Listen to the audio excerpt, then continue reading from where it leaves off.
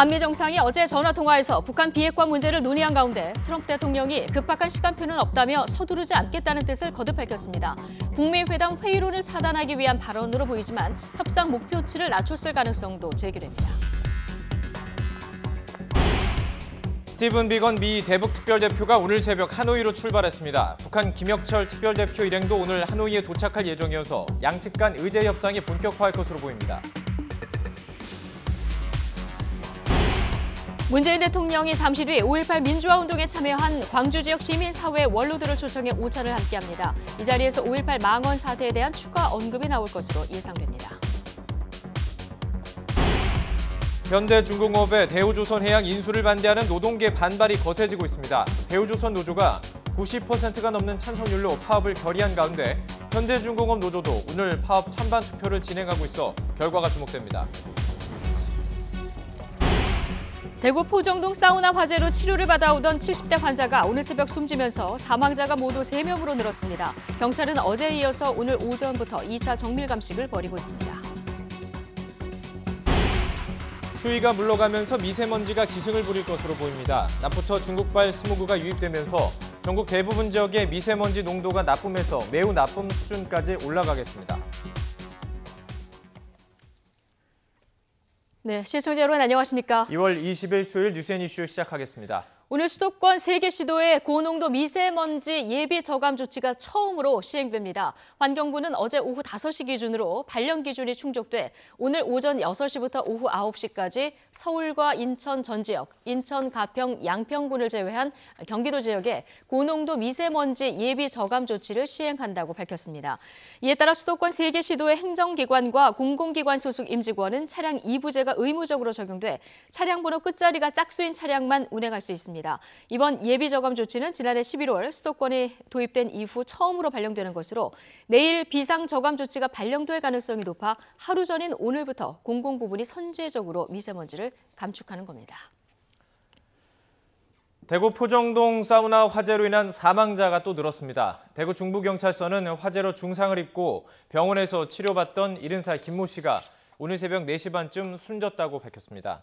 이에 따라 인명피해는 사망 3명, 중상 2명, 연기 흡입 80여 명으로 늘었습니다. 경찰과 소방당국은 밤사이 연기를 마셔 고통스럽다면서 스스로 병원을 찾은 주민이 있었다고 설명했습니다. 경찰은 어제에 이어 오늘 오전 국립과학수사연구원, 전기안전공사 등과 함께 두 번째 감식을 벌일 예정입니다. 현대중공업 노조가 대우조선해양 인수 반대 투쟁을 위한 쟁의 행위 찬반 투표에 들어갔습니다. 현대중공업 노조는 오늘 오전 7시부터 오후 1시까지 파업 찬반 투표와 2018년도 임단협 2차 잠정 합의안에 대한 임단협 찬반 투표를 함께 하고 있다고 밝혔습니다. 노조는 오후 5시쯤 개표를 시작할 예정이지만 임단협 찬반 투표가 부결되면 대우조선해양 인수 관련 쟁의 행위 찬반 투표는 개표하지 않기로 했습니다. 네, 정부는 지난해 11월부터 모든 공공기관 1,453곳의 채용 실태에 대해서 전수조사를 벌였는데요. 네, 오늘 그 결과를 발표합니다. 현장으로 가보겠습니다. 소관 분야 조사 결과와 제도 개선 등 세부 내용에 대해서는 관계부처 차관 또는 실국장이 답변드리겠습니다. 위원장님. 예, 여러분 안녕하십니까? 국민권익위원회 위원장 박은정입니다. 공공기관 채용 실태 정기 전수조사 결과 및 개선 대책에 대해서 보고드리겠습니다. 국민 여러분들께서도 잘 아시듯이 그간 정부의 채용 비리 근절 노력에도 불구하고 지난해 국정감사에서 일부 공공기관의 채용 비리 의혹이 다시 제기되었습니다. 공공기관 채용 비리는 취업을 위하여 열심히 노력하는 구직자들의 채용 기회를 앗아가는 반사회적인 범죄입니다. 또한 일자리 창출과 청년 실업 문제 해결에 정부가 온 힘을 기울이는 상황에서 반드시 근절해야 하는 대표적인 생활 적폐입니다. 이에 정부는 공공 분야에 잔존하고 있는 채용 비리를 남김없이 털어낸다는 각오로 권익위, 기재부, 행안부, 고용부 및 경찰청 등 관계부처 합동으로 약 3개월간 공공기관의 채용 실태에 관한 조사를 실시한 바 있습니다. 오늘 그 조사 결과를 종합 분석한 공공기관 채용 실태 정기 조사 결과 및 개선 대책을 국민 여러분들께 말씀드리고자 합니다. 근본 정기조사는 범정부 차원에서 최초로 모든 공공기관의 채용 실태를 살펴보는 정례 조사였습니다. 조사 결과를 말씀드리기에 앞서 이번 정기 전수조사에서 지난 17년 특별점검 결과와 특별점검과 달라진 점을 우선 설명드리겠습니다. 공공기관 정규직 전환을 염두에 둔 불법 행위가 있었는지를 살펴보기 위해 기관제 이외에 정규직 전환자 중에서 파견, 용역직 근로자의 최초 채용 그리고 이들의 정규직 전환 과정의 적정성 등 조사 대상을 이전보다 확대하였습니다. 그리고 친인척 특혜 채용 여부도 중점 사안으로 조사했습니다.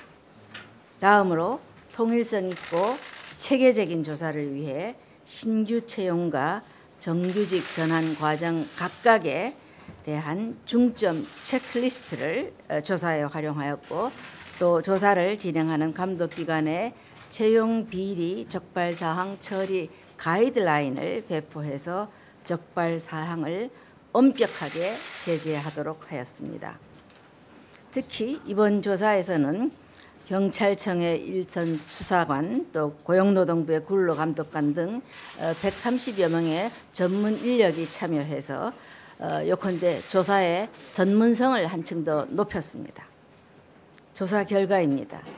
정부는 작년 11월 6일부터 올해 1월 31일까지 관계 부처 및 지방자치단체와 합동으로 333개 공공기관, 634개 지방공공기관, 238개 기타 공직기관 단체의 2017년 특별점검 이후 신규 채용 그리고 최근 5년간의 정규직 전환 전반에 대해서 조사를 실시하였습니다. 그 결과 채용과 관련된 친인척 특혜의 제공, 부정청탁, 관련 서류 조작 등의 의혹이 있어서 수사 의뢰하거나 징계, 문책 요구가 필요한 비리 182건이 적발되었습니다. 그중 부정청탁, 부당지시, 친인척 특혜 등 비리 혐의가 짙은 36건은 수사 의뢰하고 채용 과정상 중대한 과실, 착오, 또 반복적인 업무 부실 등이 드러난 146건은 징계 문책을 요구하겠습니다. 적발 결과를 유형별로 보면 신규 채용 관련 채용 비리가 158건, 정규직 전환 관련 비리는 24건이었습니다. 또한 채용 비리로 분류된 182건 중 16건에서 친인척 특혜 채용 의혹이 있는 것으로 확인되었습니다.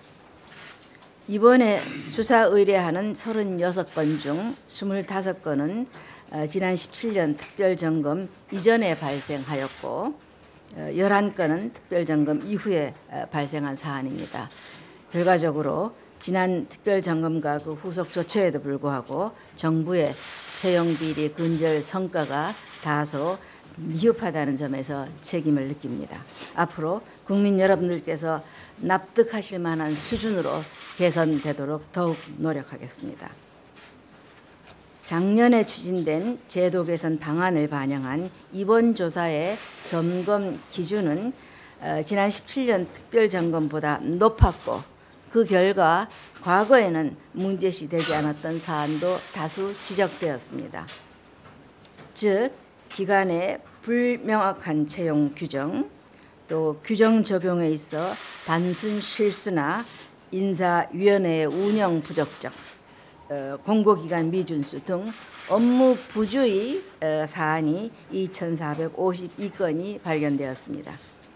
이는 지난해 도입된 엄격한 채용 기준을 1,453곳 그 공공기관에 대한 어떤 채용 비리 실태가 있었는지 전수조사 결과가 지금 발표가 됐습니다.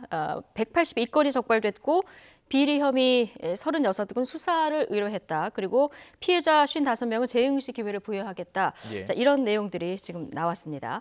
자, 자세한 내용은 저희가 취재 기자 이후에 연결해서 좀 더 자세히 정리를 해보도록 하겠습니다. 2월 국회 보이콧으로 전국이 꽉 막힌 가운데 한반도 정세에 중대한 영향을 미칠 2차 북미 정상회담이 꼭 일주일 남았습니다.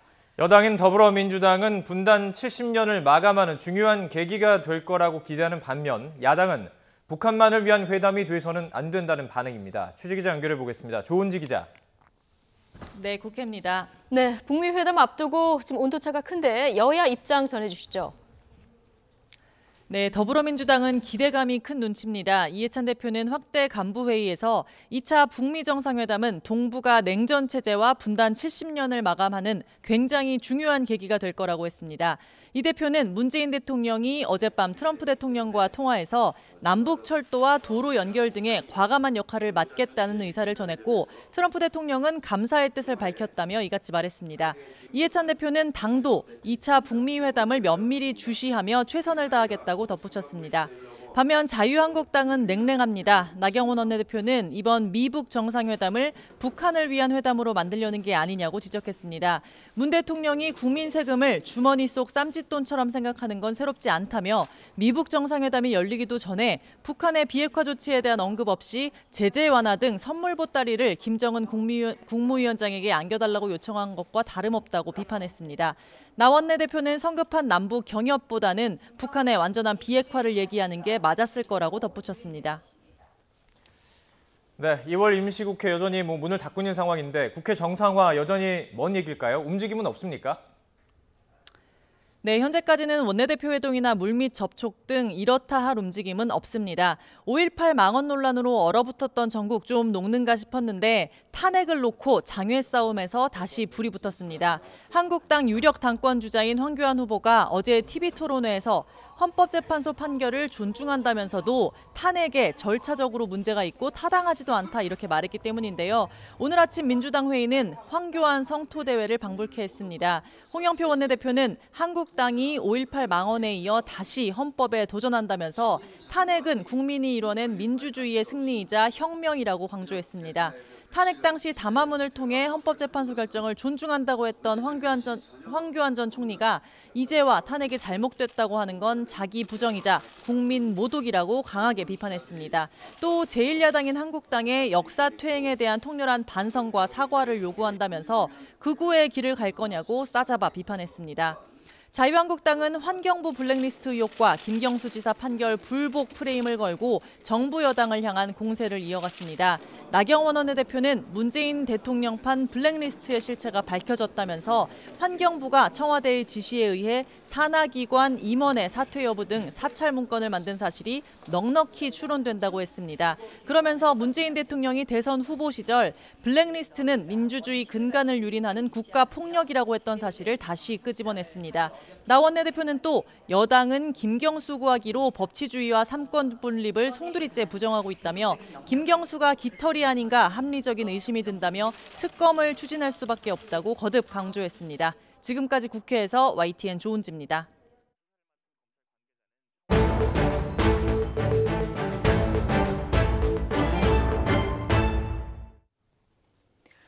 김태우 전 검찰 수사관의 폭로에서 시작된 환경부 블랙리스트 의혹을 둘러싼 검찰 수사가 속도를 내고 있습니다.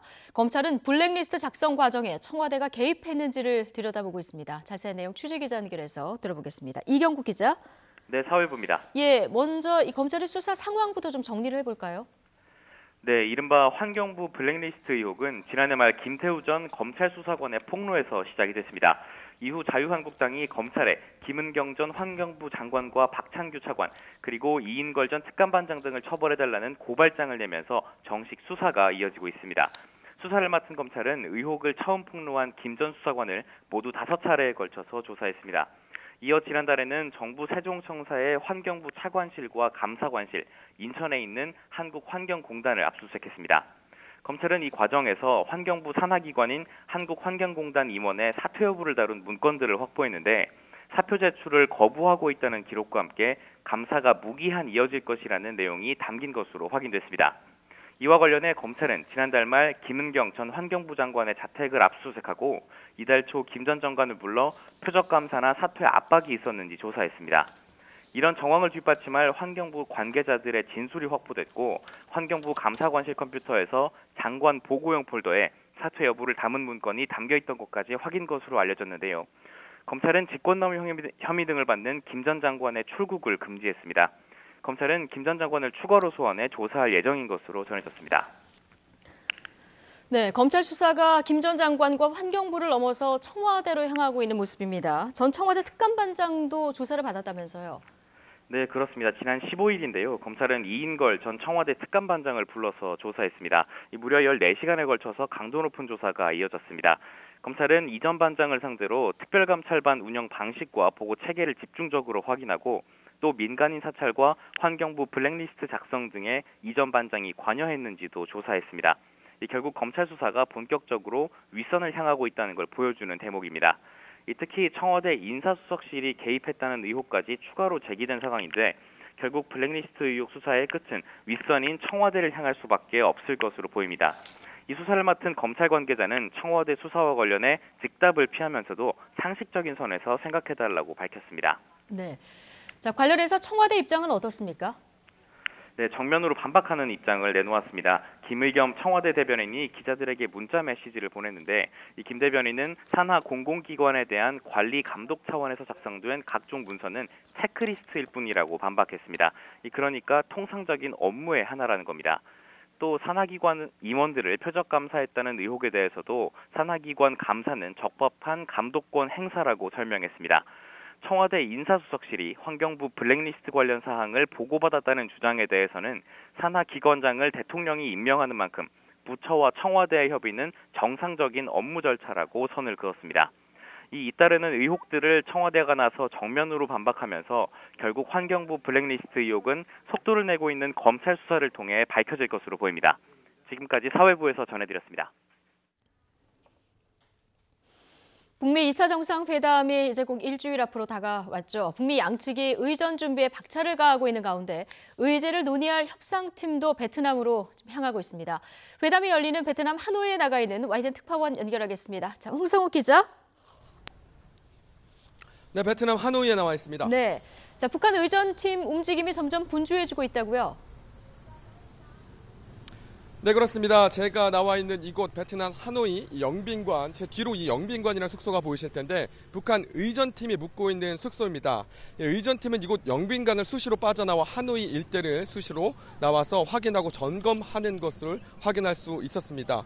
이 호텔 로비 앞에 세워져 있는 저 검은색 승용 차량 보이실 겁니다.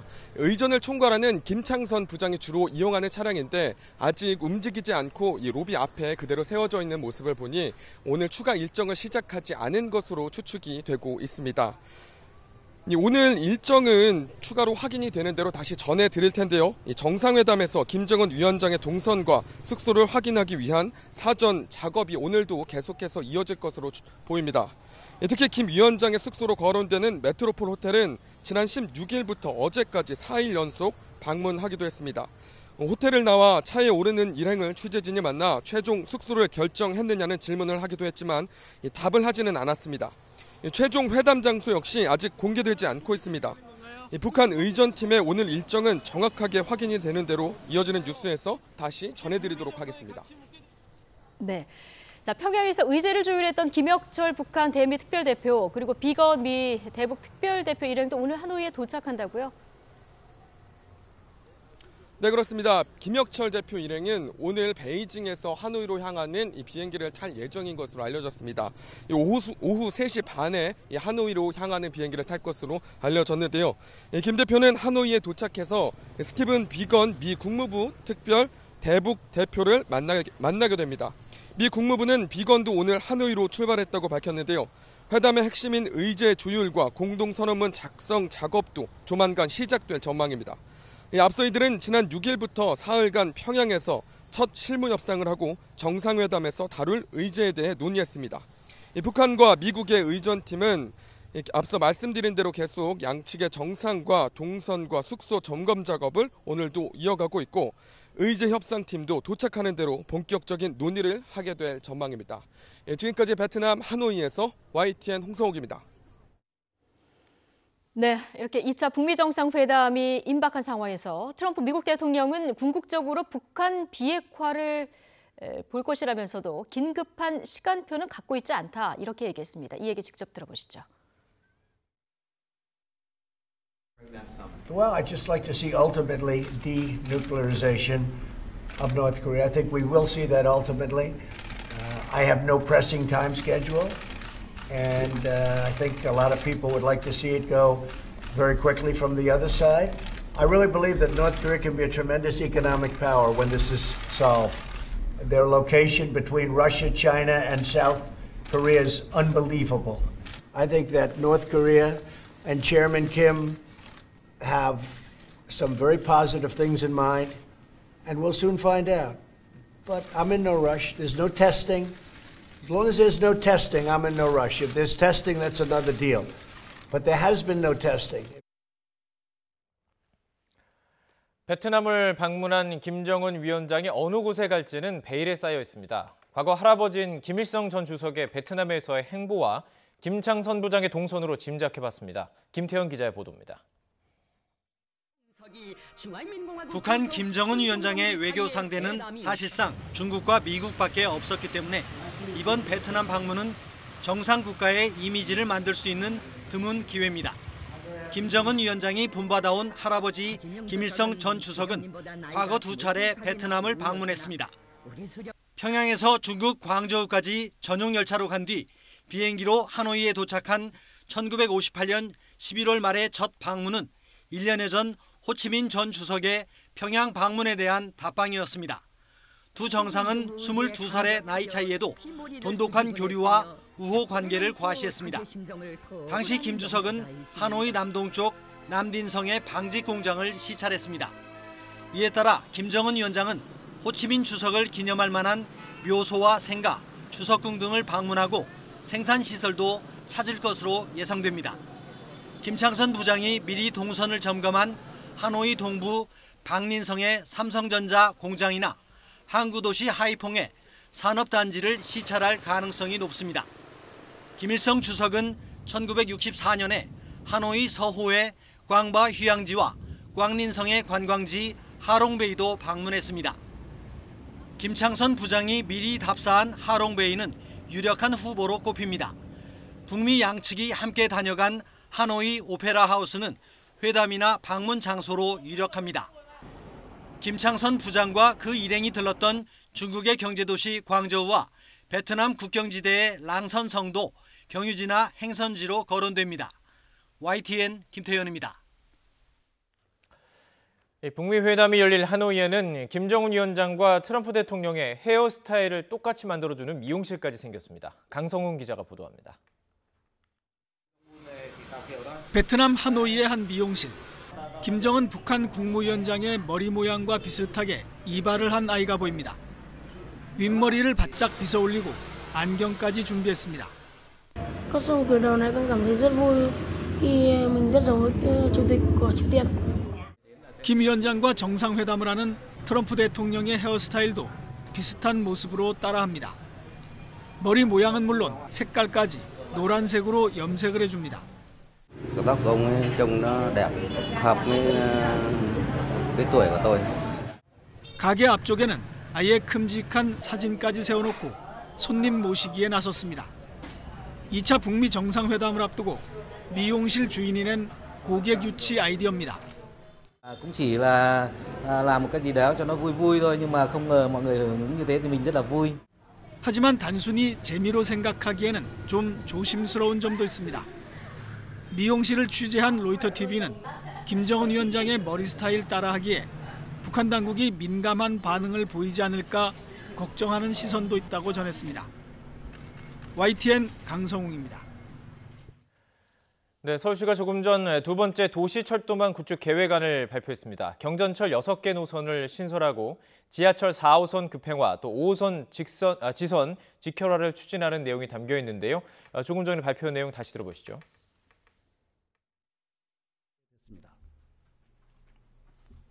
그래서 이러한 세 가지 큰 원칙에 따라서 향후 10년간 71km 노선을 신설해서 서울시 교통수혜지역을 촘촘히 연결하는 제2차 도시철도망 구축 계획을 수립했다는 보고를 드립니다. 이에 따른 구체적인 노선도를 하나씩 설명을 드리도록 하겠습니다. 먼저 균형 발전을 선도할 수 있는 노선 6개를 선정을 했습니다. 강북 횡단선, 서부선, 목동선, 면목선, 남곡선, 우이신설선 연장이 되겠습니다. 이번 제2차 도시철도망 구축계획에서 가장 핵심적인 지역 간 균형을 도모하기 위한 핵심적인 노선으로 강북 동서를 과감히 연결하는 강북 횡단선을 신설하기로 했습니다. 강북 횡단선을 통해서 교통 여건을 획기적으로 개선할 필요가 있다고 생각을 합니다. 또한 강북 횡단선의 경우에는 목동 지역의 5호선부터 출발해서 6호선, 4호선, 3호선, 1호선까지 또 우이신설선, 서부선, 동북선 등 거의 서울시의 2호선을 제외한 모든 노선을 연결하는 네트워크로 기능도 강화된 노선이 되겠습니다. 사실 이 강북 횡단선의 경우에는 여러 번에 걸쳐서 검토가 있었지만 경제성이랄지 이런 부분들에 대해서 상당한 어려움이 있었기 때문에 지금까지 추진이 어려웠지만 이번에 이렇게 연결성을 강화함으로써 경제성도 확보하고 시민들의 교통 편의도 증진하고 또한 강남북 균형 개발에 크게 기여할 것으로 생각이 돼서 이 노선을 선정을 했다는 보고를 드립니다.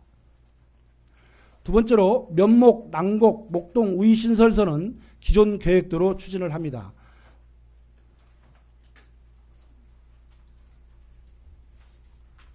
두 번째, 경제성이 확보되면서 네트워크 연결성을 강화하는 연장 연결 노선도 추진하게 되겠습니다. 그동안에 일부 연장이 안 됐던 신림선 북부 연장을 통해서 5호선과 연결을 하고 또한 서부서 남부 연장을 통해서 신림선과 함께 연결해서 이렇게 단절된 구간들을 연결함으로써 지하철의 효용성을 크게 높이도록 해나가겠습니다. 또한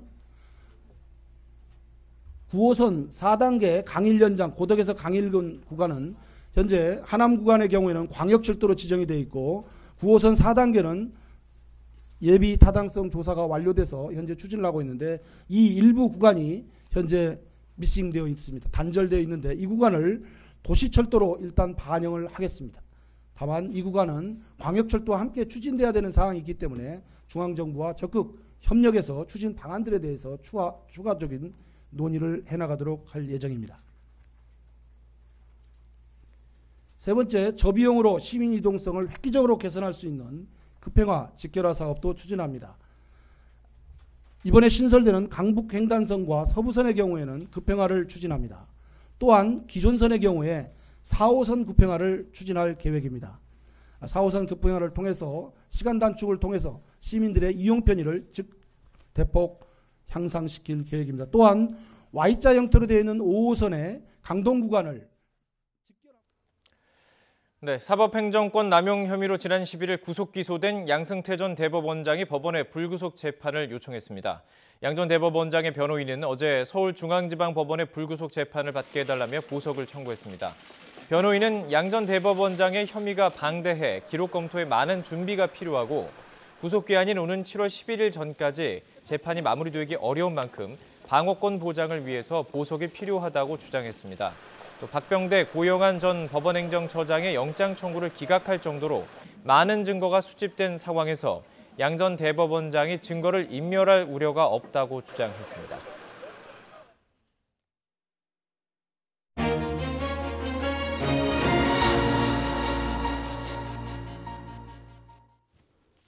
네, 이슈 인사이드 진행하기 전에서 속보 한 가지 전해드리겠습니다. 자막 주시면 검찰에서 나온 속보인데요. 현대 기아차의 품질관리 부서에 대해서 검찰이 압수수색을 진행하고 있다. 이런 속보가 지금 들어왔습니다.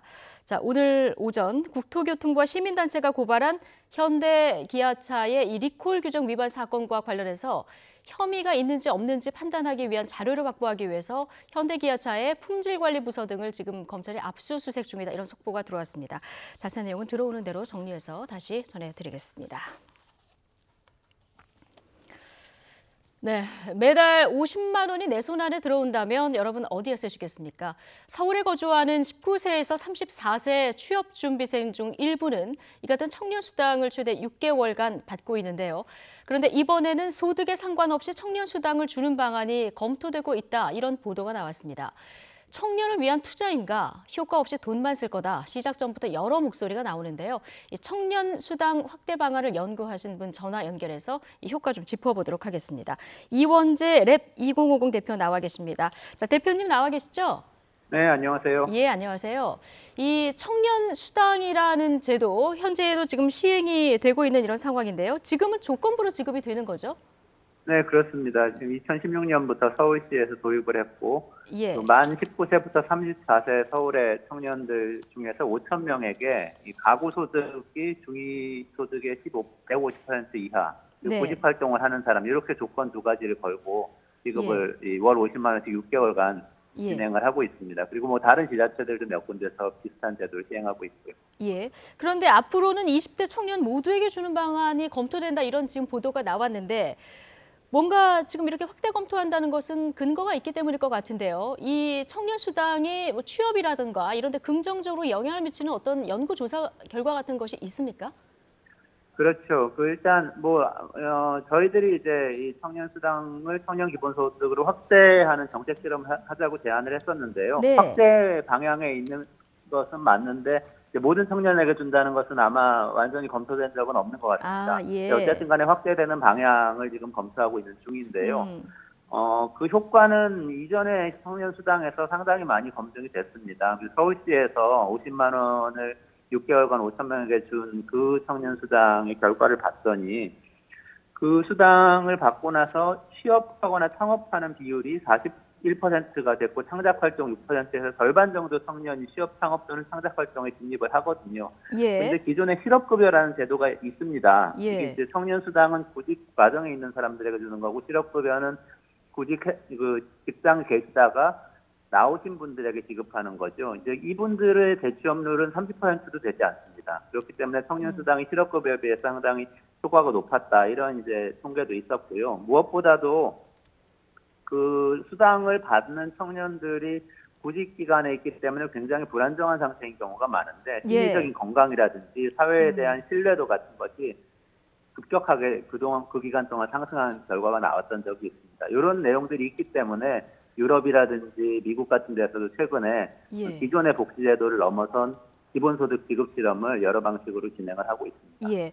근데 어디까지 확대하느냐, 이건 아직 결정이 이제 안 된 이런 상황이라고 말씀을 해주셨는데, 여기에 따라 좀 달라지긴 하겠지만 만약에 전면 시행으로 간다 이러면 뭐 비용이 어마어마할 것 같은데요. 비용은 어느 정도나 듭니까? 지금 이제 서울의 청년들만 놓고 보면요. 네. 서울의 청년 모두에게 1년 동안 서울의 청년 중에서 한 개 1년간, 그러니까 서울 청년 모두가 아니고 예를 들면 24세, 25세 이렇게 1년을 정해서 20대에 1년 동안 받도록 한다. 네. 그렇게 정할 경우에 연간 7, 8천억 원 정도가 듭니다. 연간 그러니까 7, 8천억. 그렇죠. 7, 8천억 원 들기 때문에 2년간 지급하면은 그게 2배가 되고요. 10년간 지급하면 10배가 되고 뭐 이런 형태인데요. 이게 굉장히 큰 돈 같아 보이지만 우리나라 연간 복지 일자리 예산이 160조 원이 현재 넘은 상태이고 매년 10% 이상씩 상승합니다. 그렇기 때문에 15조 원에서 20조 원씩 매년 복지 예산이 늘어나고 있습니다. 그런데 이제 이 중에서 청년들한테 직접 개인에게 지급되는 몫은 거의 없습니다. 다른 계층에게는 여러 가지로 지급이 되고 있는데요. 그래서 이걸 보완하는 그런 형태의 제도가 될 것이다, 이렇게 예측을 해볼 수가 있습니다. 네. 자, 그런데 이제 전면적으로 이것을 확대 시행한다, 이런 보도가 나오다 보니까 일각에서는 부자 청년한테까지도 이런 수당을 지급할 필요가 있느냐, 이런 지금 우려의 목소리도 나오거든요. 네, 그렇죠. 이게 이제 복지 얘기할 때마다 항상 나오는 얘기죠. 근데 이제 이게 최근에 이 유럽이나 미국에서 진행되고 있는 그 기본소득 논의하고 관련이 있는데요.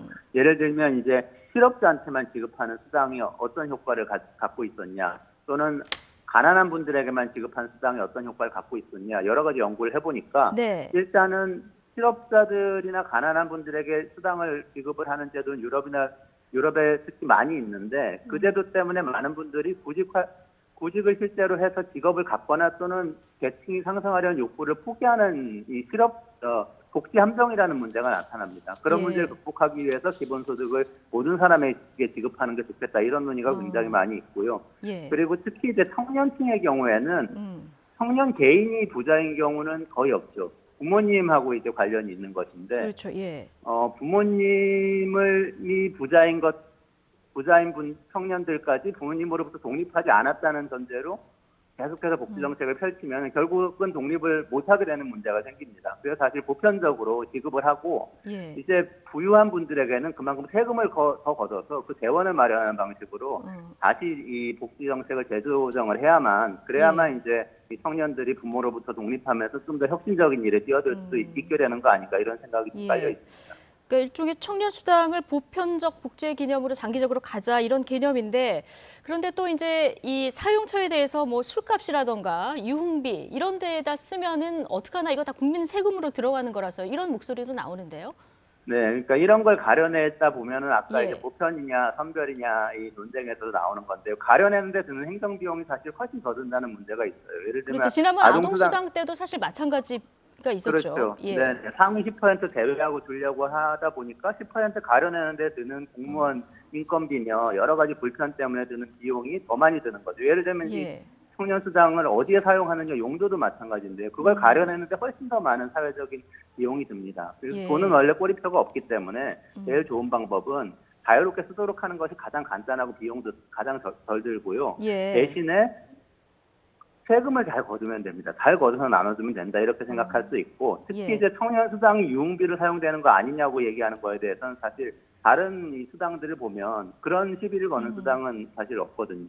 아이들에게 가는 아동수당, 노인에게 가는 기초연금, 장애인, 취약계층 급여도 모두 다 자유롭게 쓰는 겁니다. 원래 이제 그건 개인들이 알아서 사용하도록 지급하는 이 돈이기 때문에 그렇게 가는 것이 더 맞다고 생각이 듭니다. 청년 수당 반대에 이게 수당에 대해서 반대 목소리 내시는 분들 중에서 이런 얘기를 하시는 분들도 있습니다. 지금 복지가 필요한 대상이 굉장히 많잖아요. 한부모 가정도 있고 쪽방촌도 있고 노인도 있고 여러 대상이 많은데 왜 청년인가, 이런 질문을 던지시는 분들도 있습니다. 네, 지금 다른 복지에 더 힘쓰는 것은 줄여서 이걸 하면 안 되고요. 사실 저는 이제 저희들은 항상 더 많이 버는 분들에게 세금을 더 많이 걷어서 분배를 해야 된다고 이제 이야기를 하는 것인데요. 특히 청년층의 경우에는 지금 4차 산업혁명하고 일자리 변화, 우리나라 제조업의 고용위기 이런 것들이 겹쳐서 일자리를 통해서 앞으로 장기적으로 소득을 안정적으로 얻게 될 가능성이 상당히 낮아진 상태인 또 다른 우리가 보호하고 뭔가 새로운 도전을 할 수 있도록 지원해야 하는 그런 대상이라고 생각할 수 있습니다. 그래서 이 청년층에 대해서 분배 제도를 강화하는 것이 지금 굉장히 중요한 이 상황이 됐다. 기술적으로도 그렇고 경제적으로도 그렇다고 생각이 됩니다. 그러니까 청년 지금 실업 문제가 그만큼 심각하다, 이런 인식에 근거했다는 말씀이십니까? 그렇죠. 일자리 위기가 있기 때문에 이렇게 지원을 할 필요가 있고, 특히 이제 자신이 원하거나 자신의 능력을 발휘할 수 없는 비정규직 일자리를 계속 전전하는 청년들이 점점 늘고 있는데, 이런 청년들이 여유를 갖고 제대로 준비해서 괜찮은 일자리에 진입할 수 있도록 도와주는 것이 필요하다고 생각이 됩니다. 그렇죠. 그런데 지금 중년들도 실업률이 굉장히 높기 때문에 중년 수당은 없나 이런 얘기도 하시는 분들도 있는데, 이 보편적 복지 개념이 어디까지 확대되는 것이 맞다고 보십니까?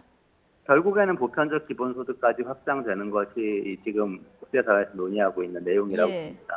그게 어느 정도 속도로 가느냐에 문제가 있고 어떤 이 단계를 거쳐서 가느냐에 대해서 논란이 많지만 결국 지금 이 일자리를 통해서 사람들의 이 복지와 소득을 평생 보장하는 것이 굉장히 어려운 상황이 어느 나라나 됐기 때문에 국가가 기본적인 소득을 보장해주면서 기본적인 생계를 보장해주면서 조금 많은 사람들이 자유롭게 여러 가지 일과 창업과 혁신을 시도할 수 있도록 해줘야 된다. 여기까지 이제 논의를 해볼 필요가 있다고 저희는 생각합니다. 서울시는 지금 검토 단계다까지 얘기를 했는데 중간에 어떤 작업들이 좀 진행이 됩니까?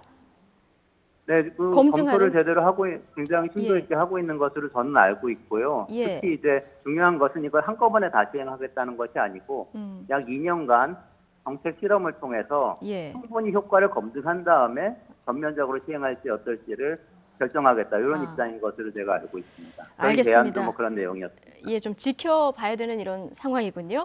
네. 서울시 싱크탱크인 서울연구소와 청년수당 복지실험 정책 모델 제안을 하셨던 민간연구소 이원재 랩 2050 대표 연결해봤습니다. 오늘 고맙습니다. 네, 감사합니다.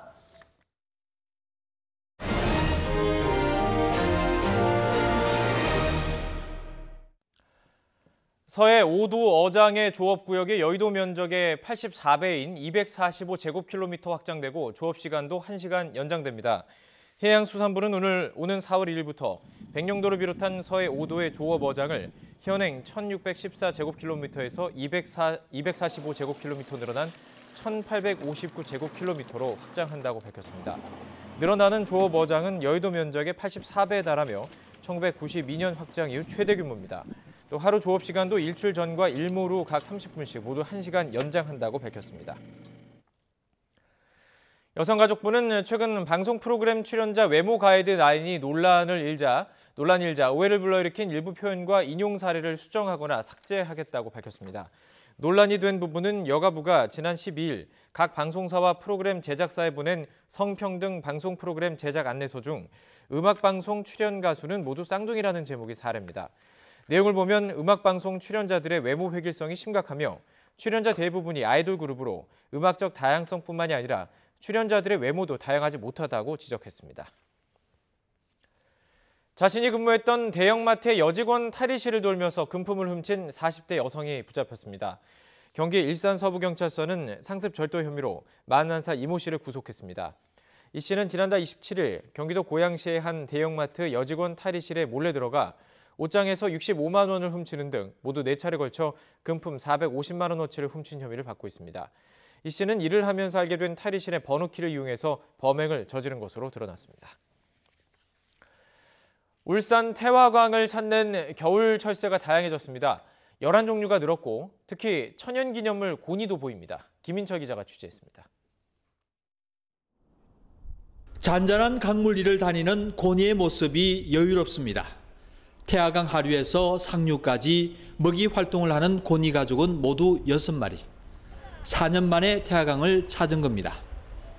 항상 6마리가 같이 다니면서 이렇게 먹이 활동하고 쉴 때도 보면은 그 모래톱 그 언덕에 올라가가지고 쉬고 하는 모습을. 태화강 47km를 터전으로 겨울을 나는 겨울 손님은 청둥오리와 새오리 등 52종류 10만 6천여 마리. 지난해보다 1종 늘었지만 개체수는 1000여 마리가 줄었습니다. 새로 찾은 철새는 검은 목눈 병아리와 박새, 멧새, 민물 가마우지 등입니다. 태화강에는 해마다 10월부터 겨울 철새들이 찾아듭니다. 10년 넘게 이어져 온 태화강 생태 복원 사업이 성과를 거두고 있다는 증거입니다. 물이 맑아지면서 철새들의 먹잇감이 늘어나고 대나무 숲과 국가 정원 추진이 철새들의 겨울나기에 큰 도움이 된 겁니다. 태화강은 수달과 삭 같은 보호 야생동물도 사는 생물 다양성 보고로 자리를 잡아가고 있습니다. YTN 김인철입니다. 네, 김경수 재판부가 형사소송법 대원칙을 망각했다. 어제 민주당 사법농단 세력 및 적폐청산대책위원회 기자간담회에서 나온 말입니다. 자유한국당과 바른미래당은 민주당이 김경수 구하기 총력전에 나섰다 이렇게 비판하고 있습니다. 자, 건전한 비평의 영역인가, 사법부 독립을 침해하는 행위인가, 지금 여야 입장이 팽팽히 맞서는 또 한 지점입니다. 잠시 뒤에 박범계, 장제원 의원 모시고 이 내용 포함해서 오늘의 정치권 핫이슈 짚어보겠습니다.